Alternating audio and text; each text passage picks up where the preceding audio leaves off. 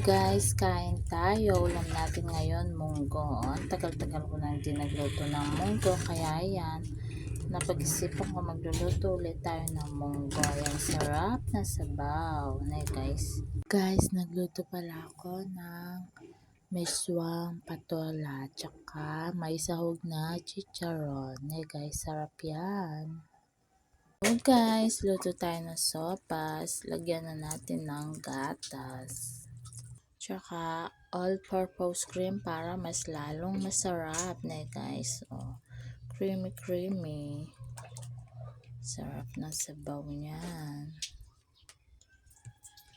Halu-haluin muna natin guys. Sarap na guys. Oh, yung tira kong manok kahapon. Guys.